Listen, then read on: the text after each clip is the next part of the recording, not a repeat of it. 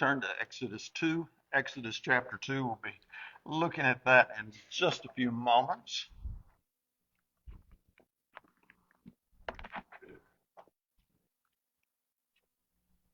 We're going to base the lesson on the life of Moses. He's going to be our core example.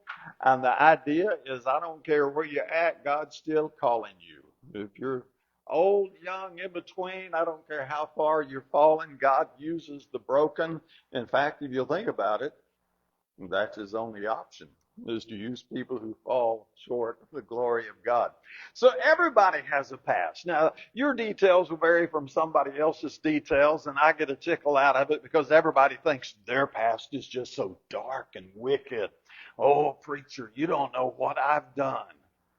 No, I don't know the details, but I know the limits of humanity.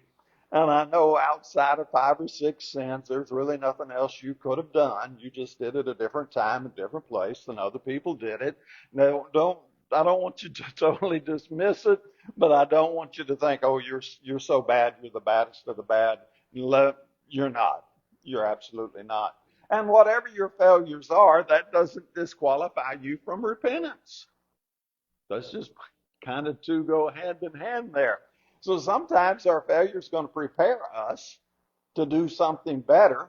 And one of the things that it helps us do is we learn to stop trying to do everything on our own. We stop trying to direct our own paths and learn to walk in the footsteps of Jesus. Finally, somewhere along the way, I hope you learn it's not about me, is it? It's about me getting me out of the way and letting God fill me with his will and his direction. I think that's the lesson Moses finally learned. And it was difficult. It was challenging. So God had a plan for Moses, from the very beginning. I think a lot of us look at life like a puzzle, and it's only like 25,000 pieces. I mean, if you take an average life of 70 years and multiply it by 365, you get a whole lot of pieces in that puzzle. Problem is you don't have the top to the box. And you know what I mean. I'm talking about the picture that shows you. You always look at the picture trying to figure out where all the pieces go. Well, we've got 20 plus thousand pieces and we don't have a picture of where it's all going. We can't figure it out. We don't know really what's going on all the time. That's where faith comes in, incidentally, learning to trust God and follow his direction. Moses started from one of the most obscure places you could begin. Just glance at Exodus 2:6 for a second. This is where life takes a turn. You know, Pharaoh had decided that all the young males should be killed, and they, of course, put Moses in the ark. And this is Pharaoh's daughter, and she opened that little box, and she saw the child, and behold, the boy was crying, and she had pity on him, said, "This is one of the Hebrew children." Now, as you look at that, and as Moses started getting some self-awareness and what is this all about? What is going on here? He was born in slavery. He had hopelessness. That's all he had looking out in front of him. And now Pharaoh's daughter says, I like this one. I'm going to keep this. Now, you look at it all, and we do it from, what is this? 3,500 years later after Moses. We see it. We've been taught this since childhood. But God, way back then, saw the end from the beginning. He knew everything that was coming. He knew all the details, and he had a plan, and it worked out. And I'm going to tell you that God has a plan for us too. Now, I will say that I do not believe that God's plan for us is going to be as phenomenal and outstanding, and people keep talking about what you and I did 3,500 years later. I just really don't have that in mind. But rest assured, God has a plan for all of us. Even if you just want to settle on Ecclesiastes 12 and 13, fear God, keep his commandments, for this is the whole duty of man. God has a plan for all of us. Most of us have a minor role. Amen. I agree. But think about it a second. I know we look at Moses and we go, wow, Moses, what a life. Would you really wanted that life? Would you really have wanted to stand in front of Pharaoh and go, God says, let my people go, and then have to fight that fight? And then wander in the wilderness for 40 years with an obstinate, stiff-necked, rebellious, whiny, cranky people? I look at my minor role and I go, I kind of like this. This is a little bit more comfortable than what Moses had. So as you think about God has a plan for me, and I believe he does, don't bemoan too much if your plan is just kind of lost among 8 billion people. It's not lost among God, so don't worry about that. So Moses really didn't know where he belonged. He's a Hebrew, that's very obvious, but he's in Pharaoh's palace. If you look down at verse 11, you see where he's starting to wrestle with his identity as he comes into his maturity, his adulthood. It came about in those days when Moses had grown up, he went out to his brethren and looked on their hard labors. There you go. Here he is. He's in the palace. He knows he's a Hebrew. He's out there looking at his brethren and he sees problems. Now, specifically in this text, he saw an Egyptian beating a Hebrew, one of his brethren. So he looked this way and that, and when he saw there was no one around, he struck down the Egyptian and hid him in the sand. He's trying to figure out, where do I belong? What do I do? And he's struggling with how he's supposed to be fitting into the big picture. Because remember, he doesn't have a box top where it shows the picture and exactly where he fits in. He's just kind of stumbling his way forward, I guess is the best way to say it. Let's go over to Hebrews 11:23 and just through verse 25. This gives us a little insight also. Hebrews 11:23. This is just a little synopsis. By faith, Moses, when he was born, was hidden for 3 months by his parents because they saw he was a beautiful child, and they were not afraid of the king's edict. By faith, Moses, when he'd grown up, refused to be called the son of Pharaoh's daughter, choosing rather to endure ill treatment with the people of God than enjoying the passing pleasures of sin. Let's go ahead and do verse 26. Considering the reproach of Christ greater riches than the treasures of Egypt, he was looking to the reward. And so he's wrestling and he's struggling, and we all do it. We all go through those times where we're just really not sure how this is all supposed to be coming together and what we're supposed to be doing specifically in our life. And we look at Moses and we ask, okay, what can we learn? Well, one of the things I would say is pause, slow down a little bit. Don't rush life. Don't take things into your own hands like Moses did. And obviously you're not going to do anything that extreme and kill an Egyptian soldier thinking, I'm trying to figure out my direction here. But we still do extreme things sometimes. We need to slow down, we need to reel it in, and we need to think on it. If it's a good idea today, most likely it will still be a good idea tomorrow.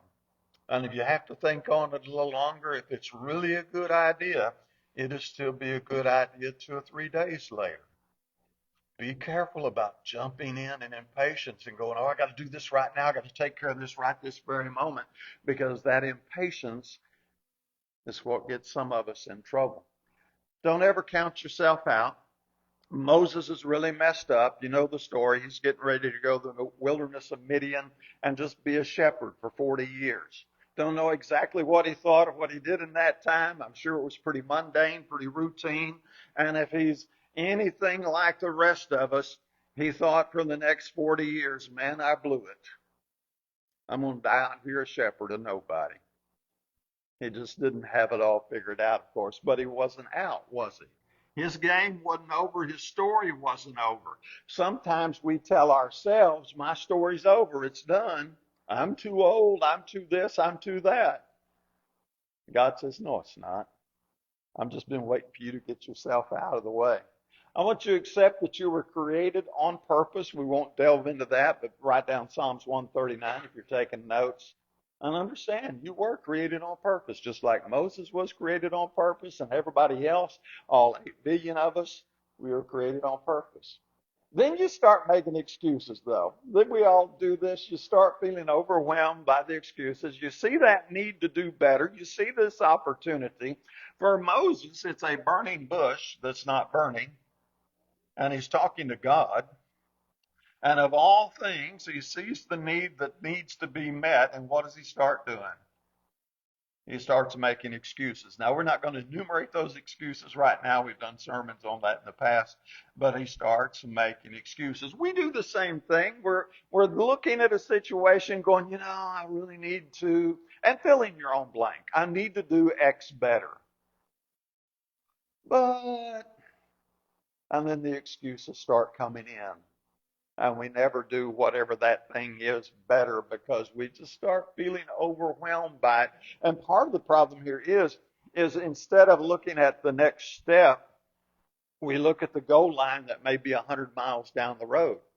And there's no way you can take one step and cover 100 miles and reach the goal in one step. There's a whole bunch of little bitty steps in there, and that's where the overwhelm starts coming in. So Moses sees himself as a failure, like you and I have done at times, and he starts making excuses.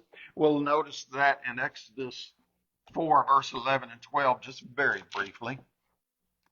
Exodus 4.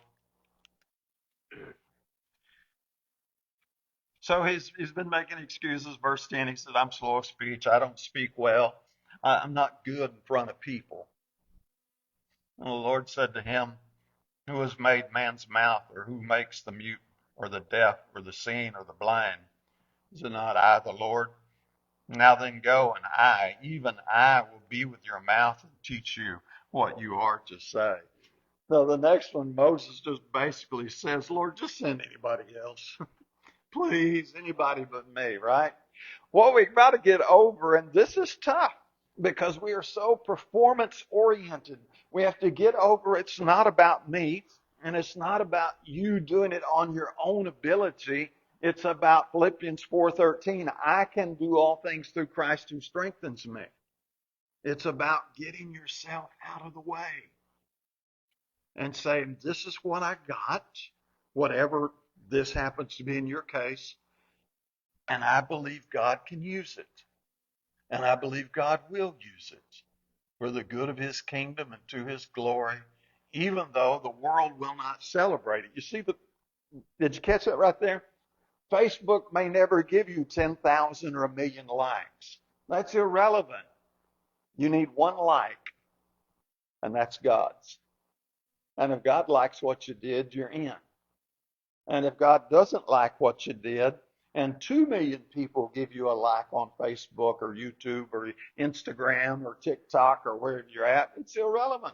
There's only one that counts. That's God's.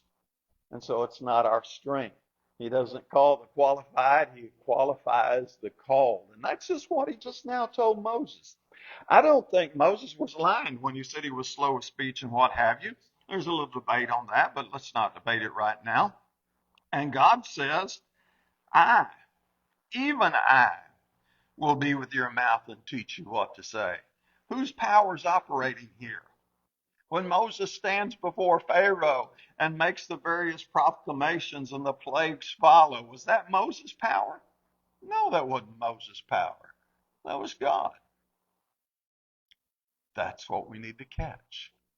It's not my power or your power that's going to get the thing done. It's God's power. It is his word that is the power of salvation. All he needs our mouth to do is open up and talk and let people make their own choice. So God's not afraid of your weakness, and he's not looking at anybody going, man, I can't use that one. They don't have any talent. Doesn't matter if you're the 1 talent man, the 2 talent man, or the 5 talent man. God says, if you're willing, I can use you. If you'll get yourself out of the way, I can use that. Obedience isn't going to wait for the perfect conditions because the conditions are never perfect. There's always an excuse. Well, I want to do this or that, but Trump's doing all that tariff stuff. This isn't the time. Well, let me tell you, one day, and I don't know when, but one day tariffs are going to be history.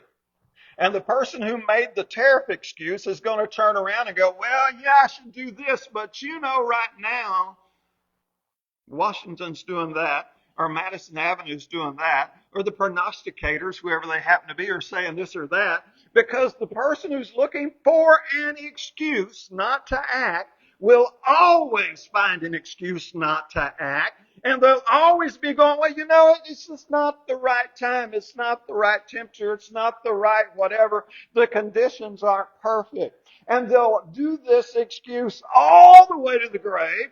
They'll be laying in their nursing home, sitting in their wheelchair, going, well, I wasted my life, but it wasn't my fault because life was never perfect for me. Now, if that's the way you want to end up looking back, reflecting over all your past years, that's your call. I would much rather get to my rocking chair and go, you know, I am back but 250. I wasn't that great of a player, but I played. I was on the field and gave it the best I could. Other than sitting around going, well, it just wasn't fair. We don't go it alone.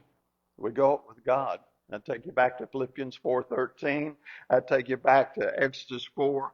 And what was that, verse 12, where God said, I, I will be with your mouth. You're not alone. Number 4, you go to confronting your Pharaohs. And we all have our Pharaohs. You got to figure out what they are in your life. And Pharaoh didn't comply. If you're back there at Exodus 4, turn over a page. I want you to look at 5 and verse 9. So Moses does exactly what he's supposed to do. He goes into Pharaoh. He says what he's supposed to say. And Pharaoh just throws a fit, has some other things to say. Back up in verse 5. Pharaoh said, look, the people of the land are now many, and you would have them cease from their labors. Drop down to verse 9. Pharaoh just pushes back harder. Let the labor be heavier on the men, and let them work as it is, so that they will pay no attention to false words. And then they had the taskmasters say, tell these guys go get their own straw, down in verse 11. Made the work even harder. Now, wait a minute. I thought God was supposed to be with me. I thought this was supposed to go smooth and easy. Incidentally, that's the part of the message Moses never heard. It is in the record. It is when he's at the burning bush. God basically tells him, I'll paraphrase a bit, let you go back and read it. He says, this is going to be tough. This isn't all going to go smooth, but it's going to work out. And Moses does what it is, and Pharaoh doesn't comply because faith doesn't make it easy. Faith makes it possible. This is something we're doing over time. We're learning in a process. How many plagues did they have to go through before Pharaoh finally said, get out of here? We've had it. Certainly wasn't the first one. Incidentally, had it been the very first time, if Moses walked in here in chapter 5 and said to Pharaoh, let my people go, and Pharaoh said, yeah, okay, I think I will. Now, what are you going to do for a Bible class when you're teaching 4-year-olds? Like, this isn't much of a story, but you get 10 plagues, and now you really have a story. And also, you really have a victory at the end. And so sometimes I think we get confused. We think, well, it's supposed to be easy because I'm believing. No, it's possible because you're believing, but it's not going to be easy. It takes a lot of steps, and it takes a lot of little bitty baby steps to finally get to where you want to go. And those people who somehow find a windfall, I'm thinking lottery winners right now, most of them, like 98% of them, are broker a year later or 18 months later than they were before they won the lottery. It's like, what's going on here? No, because you want the process, you want the growing, you want the training, you want the maturing, you want all of it that goes with it. So what if they'd taken Joseph and he's got his coat of many colors and his daddy puts it on him and all the other brothers look at him and they're kind of angry, of course. And in that very moment, for whatever unimaginable reason, he moves from there, no pit, no Potiphar's wife, no time in prison. He goes straight to the throne of Pharaoh. You think you'd have been trained and ready? Now we can discuss it and have our own opinions, but the training, the time in the wilderness of Midian for 40 years, tending sheep, pondering, reflecting, soul searching, all of these things. It takes time to get ready. So people want easy answers. They don't want to get in there and persist and fight for it. There's only one way you get to your 50th wedding anniversary. You fight for it for 50 years. Because the world's going to fight against you, and there's going to be problems and rubs and irritations, and you can't get there if you don't fight. That's just the way it works. Obedience. Not about fast results. It's not about instant this or that. So the enemy's resistance, it's not God rejecting you. When Moses stood before Pharaoh there, and Pharaoh said, I'm going to make it tougher on the people, that wasn't God being mean.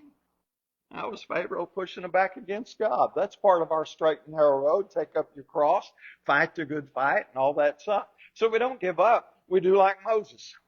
He didn't get it. He didn't understand it. But he kept pressing forward. So we just trust God's plan and we persist. We talk about Revelation 2:10. Be thou faithful unto death. Okay, great. Now I gave it one try and I quit. Wait a minute. Excuse me? That's not faithful unto death. Giving it one, two, couple of little tries. Responsibility. Moses found out it's not for the cowardly, and we need to understand it's not for the cowardly. We have a modern saying, we say adulting's hard, and adulting is hard. Why? Who's got the responsibility? Us adults. I was looking at a little thing that came across one of my internet feeds, and it was like 24 things or 18 things they didn't tell you when you were young about getting old. And I thought, oh, I got to look at this. And I went through them, and most of them were about aches and pains. And I thought, yeah, I know that one. But one of them said, they didn't tell me how good I had it while I was still living at home. And mom and dad were making all the decisions. And now the responsibility's on me. And though I'm enjoying life, it's just not as carefree as it was when I was back at home. And the specific example this person gave said, I love my family vacations, but when I was a kid, mom and dad made all the vacation plans and all I had to do was get in the car and go. Now, when it's time for family vacation, I have to make all the plans, I have to make all the arranging, I have to do all the details, and I'm still enjoying it, but it's just not as carefree as when I was 10, 12, 16, whatever age you're talking about. Responsibility. Even when we want it, it's heavy. And Moses knew that, and he felt that. Let's flip over to Exodus 17 and look at verse 4, just at a glance. Moses cried out to the Lord, saying, what shall I do with this people? A little more and they will stone me. This isn't the only time he was at his wit's end. Faithful people get tired. And Moses did. Numbers 11:14 is another example of Moses getting tired. Elijah, if you look at 1 Kings 19, he was so tired, he said, Lord, take my life. I'm tired of living. So how do you carry all this weight of responsibility? Because it is tough. And I think that's one of the first steps. Allow yourself to be a limited human. If God had wanted you to be all powerful, all knowing, then you would have been. You're not. You're a finite, limited person by God's design. Stop trying to be something different. I can't do it all. You can't do it all. And those people who try to prove they can do it all end up burning themselves out. Let other people help. Well, you be wise. Don't let just anybody you help, but, recruit some help. Get some people to delegate things to and walk away and let them take care of it. Step away sometimes and just take a break. Now, I don't know what that means for you. Different people have different ideas about that, but do it. Then understand that grace is going to follow failure. Moses failed. That's Numbers 20. That was the waters of Meribah. And he made his mistake and he struck the rock instead of speaking to the rock. And by the consequences of that was he wasn't going to get to enter the promised land. He wasn't going to get to lead Israel into the promised land, a little more appropriately stated. But it wasn't the end of Moses' call. God didn't play strike one, you're out with him. God kept using Moses right up to the end of Moses' service. So Moses didn't get to lead the people into the land of Canaan. He got to stand on the mountain. He got to look out and see it. But when I was putting the lesson together, one author pointed out, but Moses did go into the land of Canaan. When we're in the Gospels and we're on the Mount of Transfiguration, who's standing in the land of Canaan on the mount with Jesus? And it's Moses and Elijah. Moses didn't get to go in the way he wanted to go in. I get that. But he was there, and he stood on the Mount of Transfiguration. His failure at the waters of Meribah didn't mean God's done with him. There were consequences. There was a different path taken, but he still got to go forward. I like to say there's always a path forward. It may not be the path I want, but there's always a path forward. So what do you do with failure? Number one, don't try to justify it. James 3:2, we all sin and fall short of many things. Look, when you fail, just go, well, I blew that one, didn't I? Well, that was stupid of me. Just be honest about it. Because none of us bat 1,000. It's kind of funny. None of us bat 1,000. But when we do miss the ball, people will deny it and go to their grave in denial. And yet at the same time, they'll go, yeah, but I'm not perfect. But that wasn't an imperfection. Like, come on, get over it. And then you learn compassion from your failures. I want you to just look at some of the stupid things you did. And then look at some of the stupid things other people are doing. And then just go, we're all stupid, aren't we? Just in different ways. And I'll say it again. My stupid really wasn't that different. Now, it may be different than yours personally. I get that. But my stupid was repeated by billions and billions of people over the years of history, just pretty much the way I did it. And your stupid, whatever your stupid was, I guarantee you're not the first one to do it. When you did it, God didn't look down from heaven and go, wow, I didn't see that coming. He looked down from heaven and said, well, that's number 52,182,963 that's done that one. That's us. Accept your humanity and let grace follow your failures. And number 7, there's times you don't get to cross the finish line. That was kind of Moses' story. He stood there. If you want that, that's Deuteronomy 34:4. He stood on the mountain. He saw the promised land, but he didn't get to lead the people in. So was all of Moses' work just a waste then? Well, it's all no good. I just wasted an entire lifetime. No. He was serving a purpose bigger than Moses. He was just one actor in the whole big process leading up to Christ and beyond. Now you got Judas on the other hand. He couldn't see past his failure. And what did he do? He went out and hung himself. No, I failed. I may not get to cross the finish line I wanted to cross, but I can still get to heaven and I can still serve. And so we learn. Our impact's not always immediate. Maybe your impact is your grandkids and the way they treat your great-grandkids. Maybe it's another avenue you didn't see because you can't see whether all the seeds you planted grow or not. Don't confuse your faithfulness with the results. So let me do it real quick. Moses is standing in front of Pharaoh and he says, let my people go. Is Moses faithful? Say yes. He did exactly what God told him to do. Pharaoh says, no, I'm not going to let the people go. Oh, that means Moses was unfaithful then, right? No, Moses was still faithful. Moses still did what Moses was supposed to do, even though Moses did not get the results Moses wanted. Moses wanted Pharaoh to go, yeah, you're right, I better let you go. But he didn't get those results. But that didn't annul his faithfulness. Be sure you're not confusing faithfulness with results. Your job is to sow the seed. Go into the world, preach the gospel to every creature. Results? Don't know. That's not your job. Paul sowed, Apollos watered. God gave the increase. You sow, you're faithful. Results? That's another issue. So we're part of a much, much bigger story. And sometimes you got to back off and try to see that bigger story. Death, your death, is not the end unless you assume the story's all about you. Now, if the whole story's about you, of course, death's the end. But I think we all know the story's not about us, is it?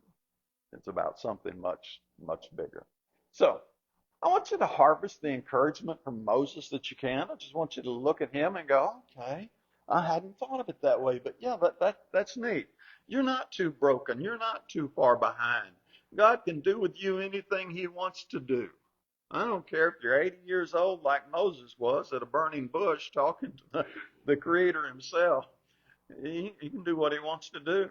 And when you fall down, take courage from Proverbs 24:16. Righteous man falls 7 times and he rises again. That's what a righteous man does. He keeps getting back up. So you have God's permission to get back up. Absolutely, you have God's permission to get back up. And once you go through your wilderness, and we all go through our wildernesses, plural, some of them are short, some are long, learn. It's not a total waste. Let me say it this way. If you will learn, it's not a total waste. We get to decide whether our wildernesses are a waste or not. So, finally, God's power, it never, ever expires.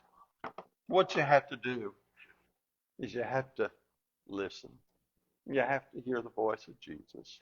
And if you can hear him speaking and get over yourself and past all of your excuses and all of the what ifs and yeah buts, and just say, God, I hear you. You said it. That settles it. I'm going. And you're on the right path. Isn't that pretty simple? And that's pretty awesome. Now my question is, are you on the right path? If you are, stay on it. If you're not, it's time to make a change. If we can help, let us do so while we stand and sing.